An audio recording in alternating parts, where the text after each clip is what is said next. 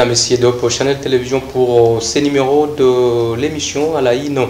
À la Ino de l'actualité, une émission qui vous met au parfum de l'actualité sur toute l'étendue de la République démocratique du Congo. Vous le savez très bien, ce n'est pas la première fois que vous regardez cette émission chez vous à la maison. Nous vous parlons de tout ce qui a trait à l'actualité en République démocratique du Congo. En ville de Goma, en province du Nord Kivu, parce que c'est de là que nous émettons, même si nous sommes sur Canal Plus 374, nous sommes au Channel Télévision.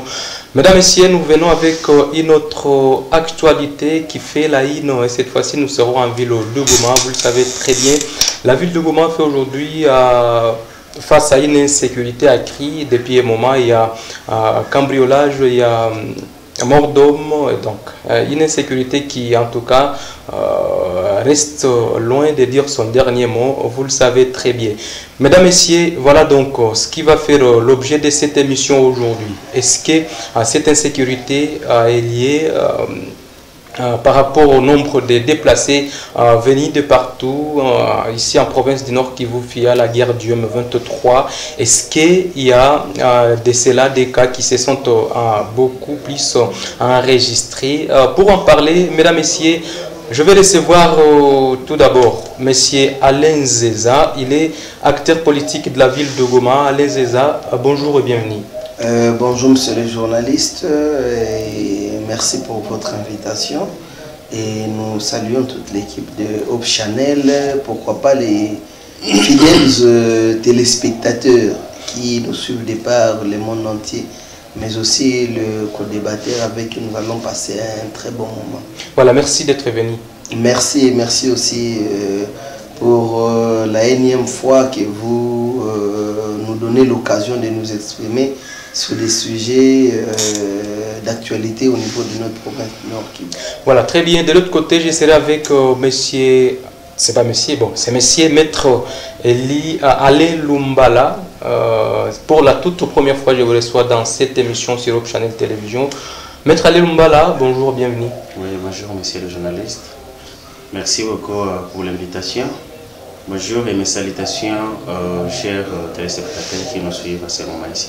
Voilà, merci. Donc, voilà donc, chers téléspectateurs, les deux invités avec qui nous allons essayer un peu de décortiquer ces sujets liés à l'actualité en République démocratique du Congo, en ville de Goma. Mais avant d'aborder ces sujets, laisse-moi vous dire que, comme vous le savez très bien, le président du bureau d'âge de l'Assemblée provinciale récemment installé par je vais dire la Commission électorale nationale indépendante, CENI, élu député provincial, M. Kambale Daniel Nzundi, a été déçu en faveur de Elvis Mutiri. Vous vivez à Goma, il y a une manifestation qui a éclaté aujourd'hui de militants du parti politique AVRP de Moïndo Nzangi, un parti d'ailleurs dans lequel s'est présenté Daniel Nzundi, qui a été invalidé en faveur d'Elvis Mutiri. Alors, cette parenthèse, Alain Zeza, comment vous entrevoyez cette situation? Est-ce que les militants de AVRP ont eu raison de manifester?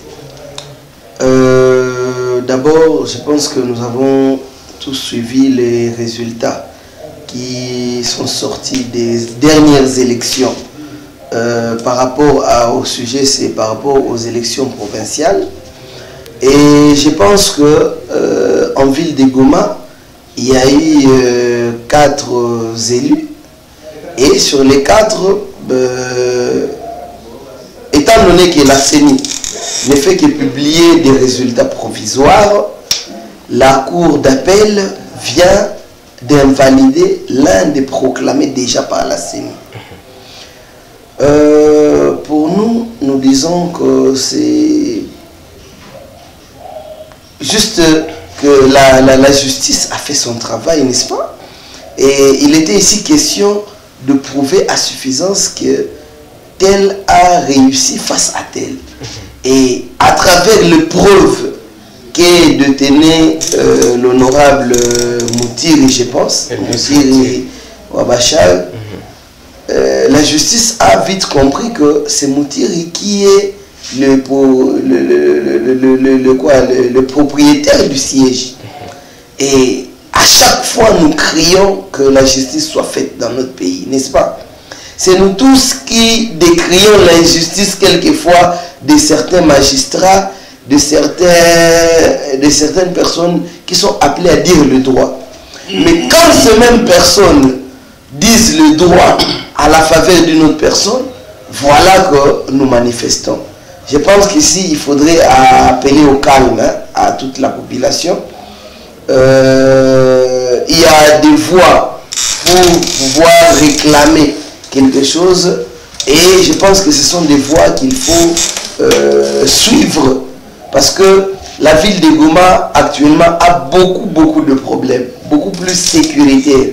S'il faut encore ajouter des problèmes liés aux contestations électorales, allez-y comprendre que nous risquons de brûler réellement notre ville.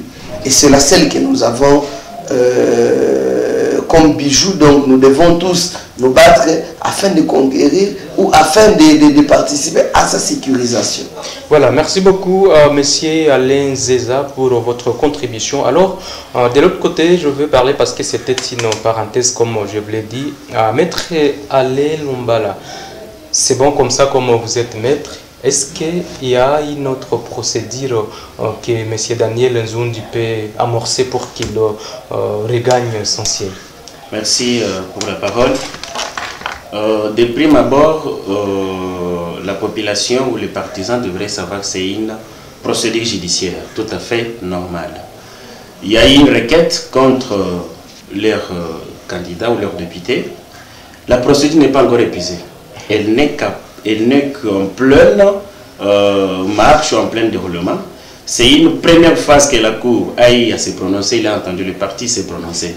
Les voies de recours ne sont pas encore épuisées. Monsieur Nzenza peut toujours saisir une deuxième voie de recours. Plutôt Daniel. Monsieur Daniel plutôt.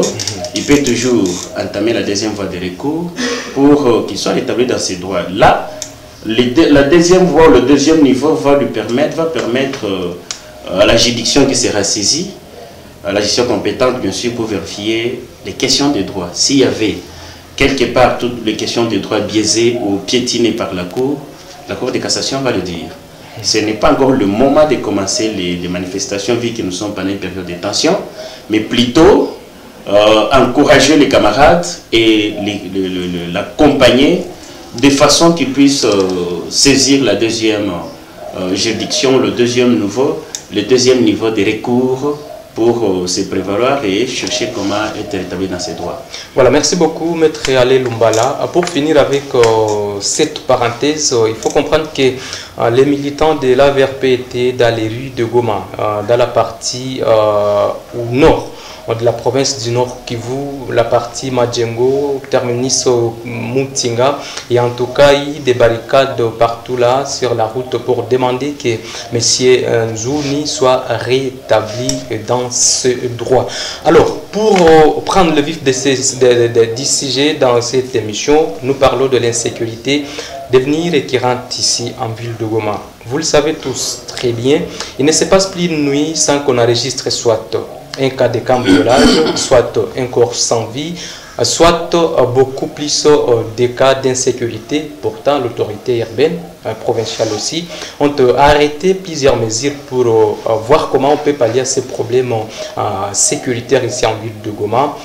Alors, Alain Zeza, je commence toujours par vous. La ville de Goma est aujourd'hui invivable. Elle n'est plus une ville touristique comme d'aucuns pouvaient le penser. Qu'est-ce que vous pensez est à la base de cette insécurité? Avant de dire ce qui est à la base de cette insécurité, n'est-ce pas, il faudrait ici rappeler que la ville de Goma ou la province du Nord Kivu en général, n'est-ce pas, souffre de la guerre depuis 1992.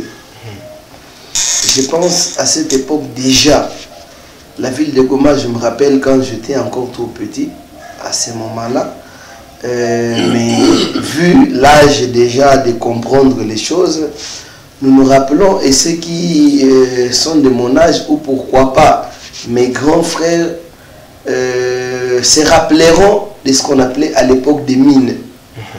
Il y avait des mines qu'on plaçait par-ci par-là. C'était un bon matin de 1992 jusqu'à 1994, quand les réfugiés ou le Rwanda a été, comment dire, il y a eu génocide au niveau du Rwanda. Et depuis 90 jusqu'à ces jours, la sécurité en province, disons, l'insécurité bat son plein en province du Nord Kivu. Depuis l'avènement des réfugiés Depuis l'avènement des réfugiés rwandais en 1994, que les choses ont débordé, que l'insécurité a totalement surgi ou a totalement est entrée au niveau de la province du Nord Kivu. Et depuis lors, nous sommes partis des rébellions en guerre, de ceci, cela, jusqu'à ce que aujourd'hui, 2 ans, il y a de cela 2 ans, il y a un autre mouvement qui a ressurgi, qu'on appelle le mouvement du M23. Alors, allez-y comprendre que la ville de Goma est le chef-lieu de la province du Nord Kivu.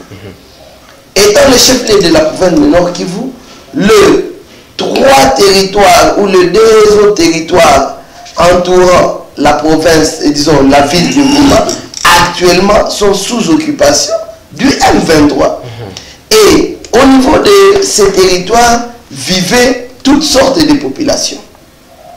Au niveau de ces territoires, il y avait, comme je vous l'avais dit, depuis 1994 jusqu'à ce jour, il y a différents groupes armés qui ne font que naître dans notre province du Nord Kivu. Et en territoire de Masisi, il y en avait. En territoire de Rutshuru, il y en avait. Et aussi à Nyiragongo, voisin de la ville de Goma.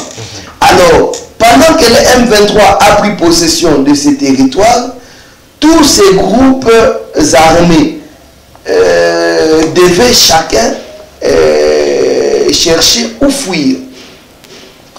En groupe ou dispersé. Alors, ce qui fait que la plupart se retrouvent aujourd'hui en ville de Goma. Ils sont venus, certains même avec leurs armes, et d'autres, comme il y a prolifération des armes au niveau de notre ville de Goma, ils peuvent obtenir des armes ici en ville de Goma.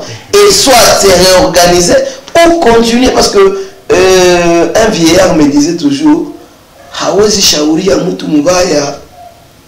Donc, mtu kama ni mwizi, atabakia tu mwizi.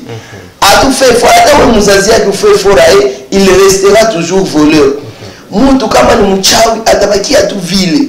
Donc, pour dire que, quel que soit le changement de milieu, n'est-ce pas, ces gens, comme ils sont habitués à la vie facile, de kidnapper, de cambrioler, de pouvoir faire tout ce qui est de mal au niveau de Rutshuru, Nyiragongo et Masisi, comme ils le faisaient, ils pensent qu'ils doivent continuer la chose en ville de Goma. Et malheureusement, ils ont trouvé que la sécurité en ville de Goma était, comment dirais-je, n'était pas de grande envergure. Les autorités, pour ne pas dire le maire de la ville de Goma, ne prend pas à bras le corps la sécurité en ville de Goma. Voilà pourquoi aujourd'hui, il y a recrudescence de l'insécurité.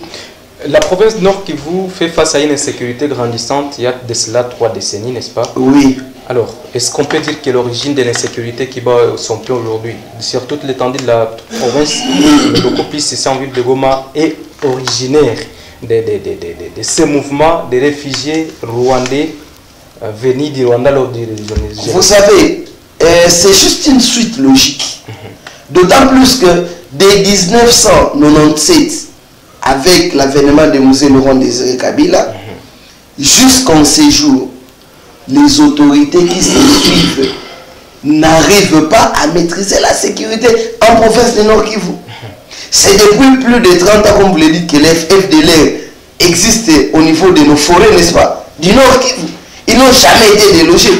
Quels que soient les efforts, même pendant que, je me rappelle même des tristes mémoires, Vital Kamerhe, le président de l'UNC, a perdu le perchoir de l'Assemblée nationale parce qu'il ne voulait pas de la venue des Rwandais au niveau de notre province du Nord Kivu. Justement, évoquant la raison de pourchasser les FDLR.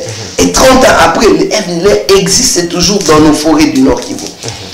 Non seulement les FDLR, Il y a aussi une autre rébellion qu'on appelle les ADF. Il y a donc, il y a vraiment prolifération des groupes rebelles à tel point que ce n'est qu'une suite logique. Tous ceux qui ont accédé au pouvoir, à la magistrature suprême, parce qu'il faut le dire, n'ont pas pu maîtriser la situation sécuritaire au niveau de notre province du Nord Kivu.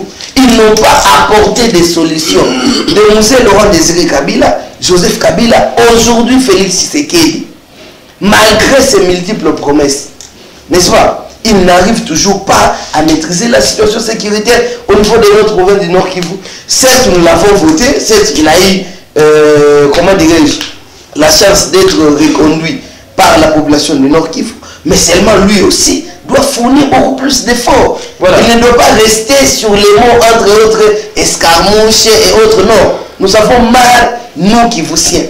Monsieur le chef de l'État, nous vous avons soutenu pour votre second mandat. Vous les soutenez toujours? Et je les soutiens. Je continue à les soutenir. Nous sommes de ceux qui ne lâchent pas facilement. N'est-ce pas? Et nous allons continuer à l'interpeller jusqu'à ce que la sécurité reviendra au niveau de notre province. Donc, pourquoi? Parce que c'était l'un des thèmes de sa campagne. On peut dire même son cheval de bataille. Allez-y comprendre. Voilà pourquoi il ne doit pas rester sur des mots. Parce que certains mots aujourd'hui ne sont pas bien utilisés par la population, n'est-ce pas? Et nous, qui vous avons soutenu, monsieur le chef de l'État, nous sommes sujets de moqueries. Ça, vous devez le savoir. Là où vous êtes, nous sommes sujets de moqueries parce que tout ce que vous aviez utilisé comme mots, aujourd'hui, on les utilise contre nous. Alors voilà pourquoi nous vous encourageons et nous continuons à vous soutenir afin que vous vous battiez, que la guerre prenne fin et que l'un de vos propos ou de vos promesses ou l'une de vos promesses de campagne soit réalisée. Voilà, Monsieur Alain Zinza, la ville de Goma, chef de la province Nord Kivu, oui. Aujourd'hui, je veux dire, bastion d'une insécurité grandissante. Alors, il ne se passe pas une nuit, comme je l'ai dit, sans qu'il y ait un cas, n'importe quel cas. Alors, il y a la fois passée un journaliste qui a été agressé. Il y a aussi un corps sans vie qui a été ramassé dans une province en plein état de siège où les autorités militaires séjournent. Et c'est possible qu'il y ait cette insécurité. À un moment donné, il y a eu accalmie en ville de Goma. Mais, je veux dire, lorsque l'autorité provinciale a pris quelques mesures pour essayer un peu de juguler l'insécurité, c'est là qu'on a vu qu'il y a eu montée en puissance des éléments de 40 voleurs, de ces cambrioleurs, je ne sais pas qui. Alors, comment vous expliquez ces phénomènes? Effectivement, l'objectif de toutes ces personnes mal intentionnées, c'est de saper les actions de l'autorité provinciale. Ils n'ont pas trois objectifs. Ils sont là juste pour démontrer à l'opinion, tant nationale qu'internationale, que l'autorité provinciale ou que les autorités générales ne sont pas à la hauteur de ce que la population entend. Est-ce qu'ils sont manipulés? Voilà pourquoi. Mais ici, il n'est pas question d'aller dans les suspicions de manipulation ou quoi. Mais ce qui est sûr est que leur objectif est de faire échouer la mission des autorités provinciales. C'est la raison pour laquelle eux aussi, en tant qu'autorité, doivent, comment dirais-je, multiplier les efforts. Ils doivent faire en sorte que tout ce qu'ils ont comme intention de pouvoir sécuriser la population, qu'ils le mettent en pratique. Et il ne suffit pas de prendre des petites, parce que moi je les appelle des petites décisions, entre autres non-circulation des motos après 18 h. Et malheureusement, jusqu'à présent, que ce soit le gouverneur de la province, que ce soit le maire de la ville, personne n'est venu nous faire le bilan sécuritaire de la décision qu'ils ont prise de la non-circulation des motos à partir de 18 h. Pour nous prouver que voilà les résultats que nous avons eus de la non-circulation des motos après 18 h. Ils ne sont là que pour se plaindre, malheureusement, autorités qu'ils sont, au lieu d'agir. Il y a certains, entre autres, M. Njike Kaiko, le lieutenant-colonel, qui ne fait que passer aux médias, donner des communiqués, allant dans le sens de se plaindre. Oui, oh non, mais c'est ça. Messieurs les autorités provinciales, nous n'avons pas besoin de vos dénonciations. Merci beaucoup Alain. Allez agir et non dénoncer. Merci beaucoup, je reviendrai vers vous, allez. Maître Alain Lumbala, est-ce qu'on peut dire que l'afflux de déplacés de guerre ici en ville de Goma fait que l'insécurité s'accélère ici? Bon, d'une part, nous pouvons dire oui, mais d'autre part, nous pouvons dire non. Je m'explique. Le problème sécuritaire dans la ville de Goma a des dimensions. La sécurité en soi, d'abord, dit qu'on est en sécurité, c'est un état d'esprit. Quand une personne se sent à l'abri du danger, il est en sécurité. Et la sécurité vise la protection des personnes humaines et leurs biens. C'est là que nous pouvons dire que nous sommes en sécurité. Il y a un problème, les questions sécuritaires sont des questions générales. C'est une affaire qui concerne tout le monde, qui ne cible pas ni gouverneur, ni maire de la ville, ni population de Goma. C'est une affaire de tous. Cette sécurité commence d'abord par l'individu lui-même, personnel. Vous voyez, raison pour laquelle vous remarquez souvent qu'il y a... Quand on fait des constructions dans nos maisons, nous prenons soin de mettre des portes en fer. C'est déjà des intentions, c'est déjà le début d'une sécurité. Nous ne voulons pas que n'importe qui vienne facilement accéder à nous. Nous roulons en moto avec des casques. C'est une sécurité. Oui. Elle est d'abord personnelle. Cette dimension interpelle chacun de nous de prendre soin d'abord de sa propre sécurité. La deuxième dimension de la sécurité, comme la question de sécurité bas record dans la ville de Goma, c'est une dimension collective. Elle n'est plus à moi-même seule, mais elle devient une affaire de tous. Ça veut dire que je suis en sécurité quand je suis rassuré que mais ce Jonas qui est à côté de moi n'est pas nuisible. Il n'est pas nuisible. Mon voisin du devant, du derrière, d'à côté, mon frère, ils ne sont pas nuisibles à ma santé. Là, je suis en sécurité. Et moindre tentative moindre geste d'une mise en danger ou d'une mise en garde ou d'une tentative vouloir tendant à porter atteinte à ma sécurité, je dois prendre des dispositions pour la défense. C'est là qu'il y a l'installation des questions sécuritaires. Maintenant, pour la ville de Goma, il y a un problème dans la dimension sur les questions de l'administration, de la gestion de la ville. Nous constatons qu'il y a des exodes, vraiment, il y a des migrations massives des populations. Il y a vraiment des déplacements massifs. Il y a des épisodes de migration. Il y a la question qui étonne. Et cette dimension collective de la sécurité, vous pouvez habiter Limbi, vous déplacer pour Ndoche. Vous arrivez pour le quartier Ndoche, vous arrivez là-bas, vous vous installez, vous prenez une maison en location, et puis vous habitez calme. Le chef dit maison, ne s'inquiète pas, il ne pose pas la question qui est celui-là. Je suis là, je m'installe, je vis. Les locataires, les bailleurs, personne ne pose la question à personne. À quel est le problème? C'est ce que je suis en train de vous dire, qu'il y a un problème d'administration de la ville.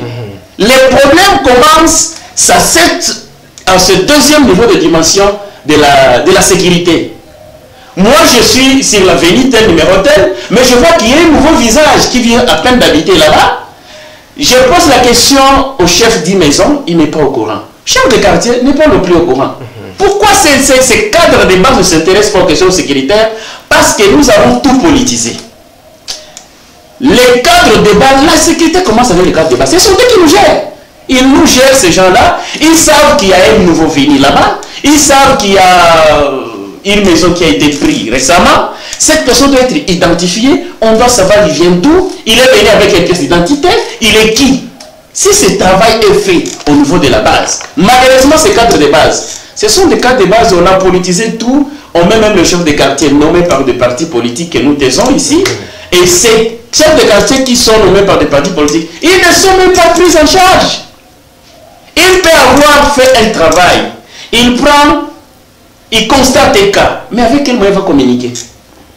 Parce Parce que lui-même, quand il va se débrouiller par ses propres les unités par ce petit moyen il appelle, il peut appeler les interventions, il peut prendre contact avec la police, mais la police, la première réponse va te dire, Tozana carburant. Il n'y a pas de carburant. Et comment vous voulez que la ville soit en sécurité? Nous avons suggéré, il y a un travail que nous avons eu à faire. Nous avons suggéré que les 18 quartiers, les autorités font un effort. Ce quartier ne serait-ce qu'une seule jeep à sa disposition. On prend des 4 bureaux du quartier, on laisse une jeep là-bas. Mais j'ai une jeep pour gérer seulement un seul quartier. Au moins, il peut faire un effort. Il peut au moins faire bras de fer en cas de appels d'urgence. Mais aujourd'hui, il n'y en a pas. À l'époque, il n'y avait que 2 jeeps. Et l'autre, Jean nous avait dit que l'autre était en panne. 2, mais l'autre est en panne. Mais c'est lui qui n'était pas en panne aussi. Pour toute la ville, pour 18 quartiers. C'est lui qui n'était pas en panne. Il avait quel problème? Il avait un problème de carburant. Tu appelles à 2 h du matin. Nous sommes menacés, nous voyons le groupe de phénomène 40 voleurs, basé dans le quartier. Excusez-moi. Au secours. Mais on va vous dire, envoyez-nous le carburant par le Telman. À 3 h du matin, vous allez retirer le Telman pour payer le carburant. Vous voyez ça? C'est que d'abord le problème est administratif d'abord. Je parle de l'administration de la ville d'abord. Parce que cette administration commence par la prise en charge des cadres de base. La dimension collective nous oblige chacun de nous de veiller sur l'autre. Oui, moi je suis habitant du quartier Ndocho, j'ai 4 voisins. Un voisin devant moi, l'autre à gauche, l'autre à droite, l'autre derrière. Mais je trouve que dans la maison de mon voisin à droite, c'est une maison qui est habitée par 5 personnes. Aujourd'hui, je constate qu'il y a 15. Mais je dois quand même m'intéresser, me poser la question. 3e dimension, c'est la sécurité publique. C'est là où nous posons la question, nous parlons de la question du personnel administratif. Ceux qui sont censés, on nous parle de services de sécurité, oui. Les services de sécurité travaillent. Mais ce service de sécurité ne peut travailler mieux qu'en collaboration avec la population. C'est quelle population qui va se fier à un service de sécurité, à un service de sécurité dans les conditions où nous vivons de la ville de Goma? Les autorités, vous avez parlé à table, vous avez posé la question, alors qu'il y a tant de mesures prises. Mais il y a tout un critère pour prendre une mesure sécuritaire, il y a tout un critère.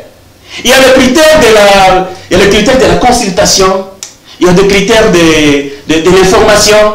Mais parce que Gandhi dit, tout ce que vous faites pour moi, sans moi, mais vous le faites quelque part contre moi. C'est pourquoi vous voyez la même population être la première ligne de défense pour barrer la route à ces mesures.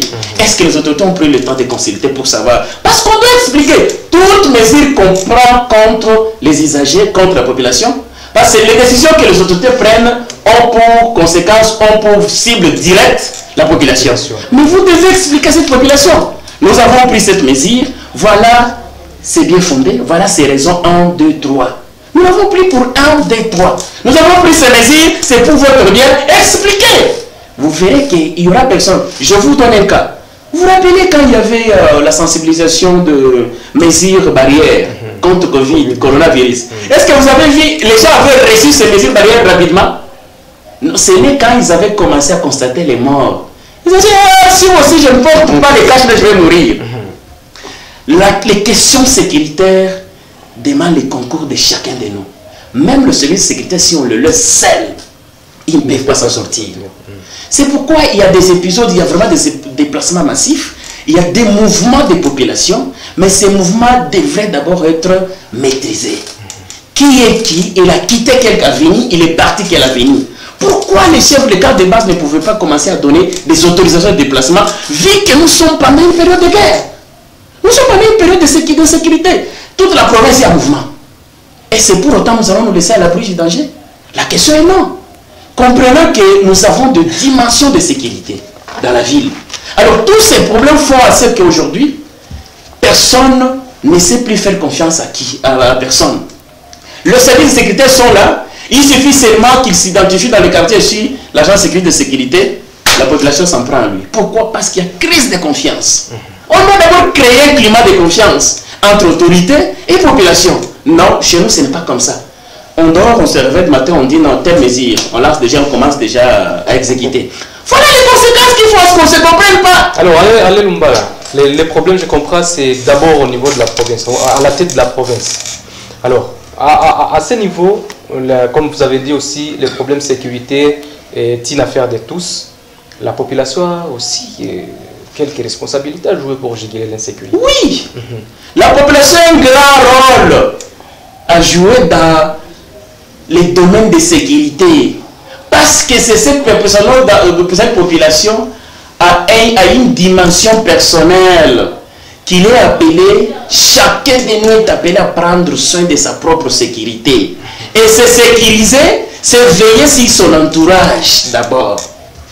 Deuxièmement, quand on fait sur son entourage, on doit prendre le courage de dénoncer, de dire tel cas, dans telle avenue, c'est un cas suspect. Malheureusement, je suis témoin d'un cas, un malfrat mis aux arrêts le 19, il arrive dans la prison de Mounzenzé, il est libéré sous caution le 24, on le prend le 19, 2 mois quelconque, le 24 on le libère, le 26, il est encore arrêté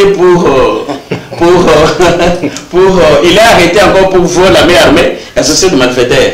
Mais je me dis, vous voyez que l'autre dimension que la sécurité prend, c'est une dimension judiciaire. Les autorités judiciaires, la justice, elles ne facilitent pas aussi la sécurité. C'est comme ça qu'il y a crise de conscience dans la population. Elle ne veut pas entendre parler de la sécurité. Elle ne veut pas entendre parler d'une autorité qui va venir passer un message. Parce que la population sait que même si je dénonce celui-là, il sera toujours... Il va me prendre pour bouc émissaire, il va me prendre pour une bête à abattre. Il m'a dénoncé, mais là je suis dehors. Donc la vengeance, c'est sur ma tête. Comment vous voulez que la ville soit en sécurité? C'est comme ça que les gens n'ont pas le courage de dénoncer les autres.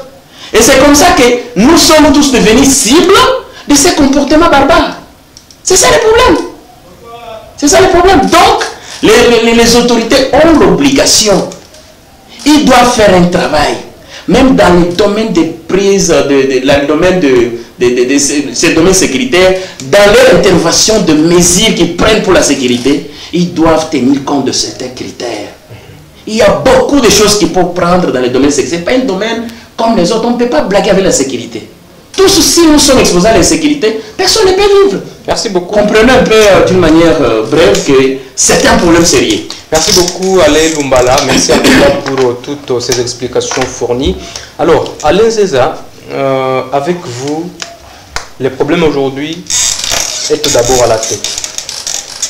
Ce sont les autorités qui, au premier plat, ne font pas en tout cas tout ce qu'ils peuvent faire pour qu'il y ait la sécurité totale ici en ville de Goma. Alors, des mesures ont été prises, comme on le dit encore ici, mais des mesures malheureusement sans avoir des accompagnements. Alors, la population n'a pas été sensibilisée tout d'abord pour savoir, nous interdisons la circulation des motos de-delà des 18 heures parce qu'il y a ceci, il y a cela. Nous interdisons la circulation des véhicules teintés parce qu'il y a ceci ou cela. Alors, qu'est-ce que vous pensez devrait être fait pour que cette fois-ci l'insécurité ne puisse plus avoir lié, même si on ne peut pas à un moment donné comme ça juguler l'insécurité brusquement, mais qu'est-ce que vous pensez devrait être fait? Parce que les autorités ont mal procédé pour aller vite en besogne, donner des messages, de prendre des mesures en vrac sans toutefois consulter la population. Je crois, Maître Alain l'a trop bien décrit, à tel point qu'il vous a montré toutes les dimensions qui doivent intervenir dans la sécurisation d'une population, n'est-ce pas? Nous l'avons suivi de manière académique. Moi également, je suis très content de toutes les explications qu'il a données. Maintenant, allez-y comprendre que chacun de nous a sa part de responsabilité.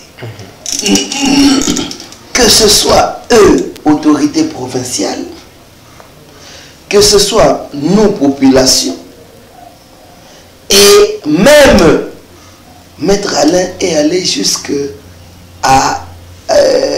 parler aussi de la justice. N'est-ce pas? Parce que toutes ces mesures qui sont en train d'être prises, finalement, il y a à un moment donné où nous allons nous retrouver face au juge. Même ceux qui se promènent avec des vitres teintées, n'est-ce pas? Une fois arrêtés, ils seront face à ceux qui, aux OPJ, vraiment pour déterminer la raison de leur arrestation. Alors, allez-y comprendre que chacun de nous, en la matière sécuritaire, doit faire sa part afin que la sécurité revienne en ville de Goma. Parce que si celui qui vit à côté du malfrat ne le dénonce pas, si une fois qu'il est dénoncé, l'autorité ne vient pas et ne l'appréhende pas, si les cours et tribunaux ou la justice, après que celui-ci soit remis entre les mains de la justice par les autorités, parce qu'ils n'ont pas qualité de les juger, que la justice prenne à la légère l'arrestation de ce monsieur-là. Parce que pour des raisons financières, il faut bomber ses poches, il faut répondre aux besoins que nous avons financiers et autres, et donner à ces messieurs-là une libération. Je ne sais pas, Maître Alain va en parler mieux que moi, une libération provisoire. Et quelques temps après, je vous avais dit au début que Mouizi tout. Alors, pour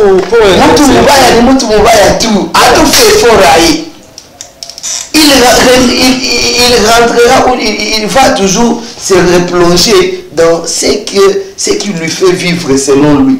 Alors, ici, je ne vais pas polémiquer. On a vu tous l'autorité provinciale prendre une mesure d'interdire les véhicules de circuler, des véhicules qui portent de vitres fumées. Alors, 2 jours après, il a sorti un communiqué demandant à tous les propriétaires de véhicules à vitres fumées de passer, s'identifier, s'enregistrer moyennant $20 pour que le véhicule circule. Pour que la sécurité revienne. C'est ça alors. Pourtant, c'était pour des faits sécuritaires que l'autorité provinciale a interdit la circulation de ces véhicules. Est-ce que ça c'est pas tâtonné d'une part? En fait, je salue d'abord l'artiste et musicien Inosbi. C'est l'un de nous, c'est notre petit de Goma. Et je le salue à cause de sa dernière sortie. Le dernier ouvrage ou son dernier chef-d'œuvre, Mpiaka. Qu'est-ce que vous voulez dire par là? Je comprends que même le gouverneur a commis Mpiaka. Ça, je vous dis, ça m'étonne qu'une autorité à l'envergure du gouverneur tâtonne dans ses prises de décision. J'ai l'impression que il n'y a plus, il ne sait sur quel pied danser financièrement dans ses poches. Alors il faut créer et commencer même à aller jusqu'à se réduire.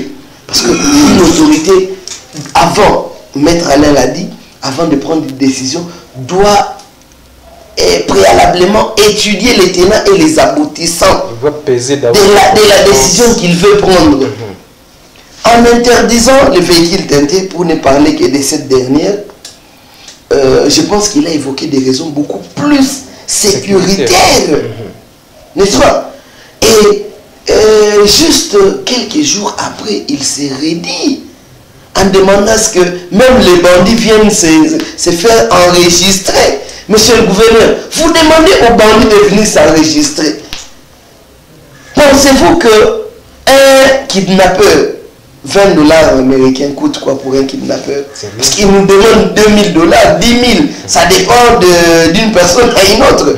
N'est-ce pas? Et celui-là, même s'il a 5-10 véhicules qu'il opère avec, venir s'identifier, parce qu'il a parlé de l'identification des véhicules. Ça coûte quoi à celui-là? Vous donnez $20, vous roulez normalement comme c'est auparavant. Mais c'est clair. C'est que là, on peut dire que la sécurité est établie. On va juste vous demander ces reçus d'identification ou la fiche d'identification. Est-ce que ceci ramène la sécurité à ville de Goma? Ça c'est prendre des décisions par tâtonnement. Voilà, parce que nous sommes en train d'aller vite à la fin de cette émission. Alors pour vous, c'est la dernière question. Qu'est-ce que vous pensez devrait être fait pour que cette récurrence de l'insécurité puisse être un peu... Je pense d'abord qu'il faut savoir poser les bons diagnostics. En posant des bons diagnostics, nous allons découler de ces bons diagnostics de résolutions qui vont nous amener à la sécurisation de la population. Deuxièmement, je l'ai dit et je ne cesserai de le dire, En ville de Goma, l'autorité provinciale ou l'autorité urbaine, parce que les centralisations obligent le maire de la ville qu'il puisse faire un effort d'appeler toutes les couches de la population pour créer, je ne sais pas s'il faut appeler ça table ronde sécuritaire, s'il faut appeler, pour qu'enfin la population aussi participe à sa sécurisation. Ce n'est pas du jour au lendemain qu'on va commencer à prendre des décisions. Tant que la population n'accompagne pas toutes les décisions prises par l'autorité urbaine, ces décisions ne vont pas aboutir à un résultat escompté. Voilà, merci. Donc, et à la population aussi, de faire en sorte que nous puissions dénoncer. Parce que c'est vrai, la population ne peut s'arrêter qu'à dénoncer. Mais que les autorités ne dénoncent pas. Prenez des décisions et appliquez des décisions. Et quand la population dénonce les malfaiteurs ou dénonce les cas d'insécurité, que les autorités prennent à bras le corps cette situation. Voilà, et que la justice fasse un effort d'élever la nation. On l'a toujours dit, c'est la justice qui élève une nation. Merci. Tant que vous, de la justice, vous serez dans des complaisances, voilà pourquoi même vous, un jour, vous risquez d'être victime de cette insécurité. Merci beaucoup Alain Zeza. Allez à Lumbala, je vais finir avec vous. Il suffisait seulement de prendre une mesure et puis dans seulement 2 jours, on dit ben voilà, la mesure reste, mais à condition que vous donnez $20 pour que votre véhicule circule normalement. Est-ce que vous pensez que c'était normal pour une autorité provinciale d'annoncer ça? Pourtant, il a pris pour des faits sécuritaires. Monsieur les journalistes, la mesure a montré ses faiblesses, il a montré ses limites, cette mesure-là, parce que l'autorité ne peut pas se le dire à moins de 72 heures, 48 heures. La mesure a montré ses limites parce qu'on ne peut pas prétendre prendre une décision pour protéger une décision sécuritaire et revenir sur cette décision. Sans avoir ça, nous a prouvé qu'elle a été prise précipitamment, elle n'a pas été mieux. On n'est pas passé par tous les critères qu'il fallait pour prendre une bonne décision, une bonne mesure, en faveur bien sûr de la population. Quand elle va finir par une taxation de $20, ça nous, quelque part, ça nous révèle les intentions qui étaient derrière cette mesure. Ce ne sont pas des intentions sécuritaires. Nous disons que vraiment, la ville de Goma d'abord actuellement, c'est une ville sinistrée. Le vivre coûte très cher, les problèmes se sont aggravés, la guerre, nous sommes enfermés, et plus nous nous débrouillons pour le survie de tous les jours, vous venez comme nous ajouter une punition. Ça, je l'appelle une punition. Alors, pour finir, parce que la force de cette mesure devrait rester dans le fait que tout le monde enlève, on reste comme ça. Voilà. Maintenant, pour en finir avec l'insécurité en ville, réduire dans la ville, en quelques mots, d'abord, le maire de la ville doit revoir ces cadres de base le plus vite que possible, disponibiliser une équipe de communication, renouveler la confiance avec la population, et si prendre en charge la logistique et les personnels des services de sécurité chargés de veiller sur ces sécurités-là. Voilà. Vous ne pouvez pas tourner sur un policier et le mode même de recrutement de ces policiers, vous l'avez pris comme un gardien de course. Moi, l'habitude n'a pas boyé. À foutre à raté, vous lui dotez une arme. Mais comme il arrive fin du mois, il n'a pas à manger, qu'est-ce qu'il va faire? Il va se servir de son arme. Comprenez que c'est compliqué, même si l'État nous est parti, ne nous donne pas vraiment à développer tout ce que nous avons. Nous disons merci, nous arrêtons par là, on aura développé l'occasion prochaine. Merci d'être venu. Merci beaucoup. Voilà, Alain Zeza, merci d'avoir répondu à notre invitation. Merci aussi, monsieur le journaliste, et à très prochainement. Voilà donc, chers téléspectateurs de Hope Channel Télévision, ce qui vient mettre un terme à cette émission, la une, l'actualité. Nous fixons donc rendez-vous dans notre prochain numéro. Restez donc à l'écoute des programmes de Hope Channel Télévision. Au revoir.